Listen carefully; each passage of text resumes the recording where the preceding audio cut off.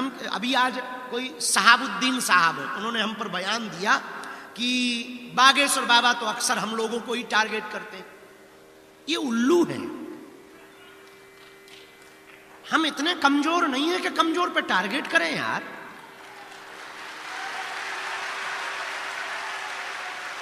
हमारी आंखें भाई इतनी कमजोर नहीं है। सहाबुद्दीन साहब, हम अपने पवित्र मुंह से नाम भी ले रहे हैं, बस ये कृपा समझो। हाँ, हम आपके विरोध में नहीं है। नो, आप कहते टारगेट कर रहे हैं, हम टारगेट उनको करते हैं जो देशद्रोही है। हम उनको टारगेट करते हैं जो रामद्रोही है। हम उनको टारगेट करते हैं जिन्हें राम से दिक्कत है, जिन्हें रघुवर से दिक्कत है और अकबर से मोहब्बत है। हम उनको टारगेट करते हैं जिन्हें संतों से नफरत है। लेकिन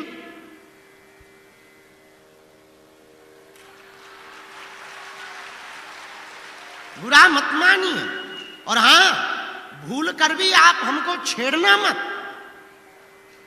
हम छोड़ेंगे नहीं आपको।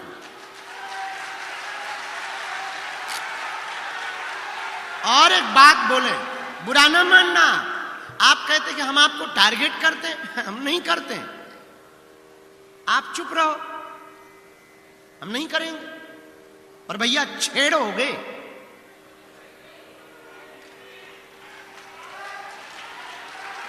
दूसरी बात हम बिल्कुल भी, और एक बात बोले, बुरा, अब तुम्हें बुरा लग जाए तो लग जाना यार, 2 रोटी कम खाना। अपन तो इडली खाएंगे आज और पनीर खाएंगे, तुम मत खाना। हाँ, आपको कह रहे हैं हमारा सनातन धर्म कितना अद्भुत है, हमें गर्व है। I proud of you India and I proud of you Sanatan. हमें गर्व इस बात पर है कि तुम्हारे मजहब में आज तक स्त्रियों को मस्जिदों में तुम प्रवेश नहीं करवा पाए, और हमारे यहां तो बगल में बैठ करके मां से संबोधित किया जाता है।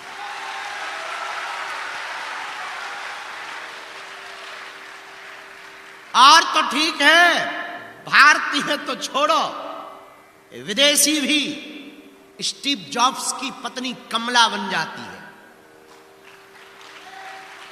वो भी यहां आकर के डुबकी लगाती है।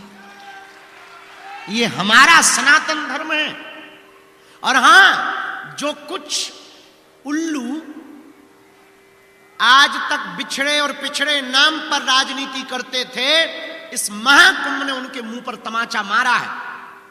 जहां संगम है वहां ना कोई जात पूछ रहा, ना कोई ऊंच नीच पूछ रहा, ना कोई अंगड़ा और पिछड़ा पूछ रहा। जो आ रहा, क्या बड़ा क्या छोटा, क्या सन्यासी क्या गृहस्थी, क्या योगी क्या भोगी, क्या जपी क्या तपी, क्या दानी क्या अज्ञानी और क्या ज्ञानी, सब एक साथ डुबकी लगा रहे हैं। ये हमारा सनातन धर्म है। और माय डियर ... उल्लूनाथ, हमने किसी का नाम नहीं लिया, हम पे FIR नहीं बनती, हमने नाम ही नहीं लिया। बाकी जो समझ गए तो वो बात अलग है। अगर तुम्हें दिक्कत हो गए सहाबुद्दीन साहब, हमारा वीडियो मत देखना।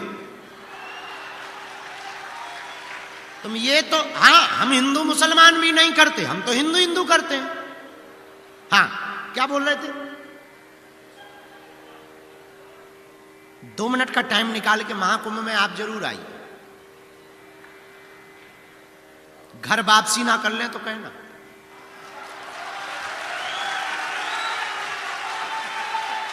हाँ, आप जब इन संतों की विरक्तिपन फक्करपन को देखेंगे, खुले हैं लंगर, बट रहा भंडारा, पूछा नहीं जा रहा कि तुम किस बिरादरी के हो, पूछते नहीं है कि तुम कहां से आए हो, ये भी नहीं पूछते कि तुम बिछड़े हो या पिछड़े हो। माथे पर तिलक सबके है, भंडारा सबको है।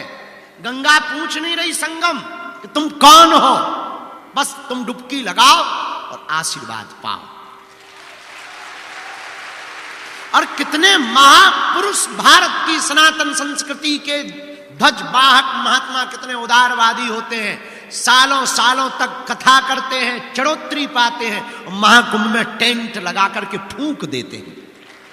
ये फकीरी है, ये फकीरी मिजाज महात्माओं का करवा रहे हैं।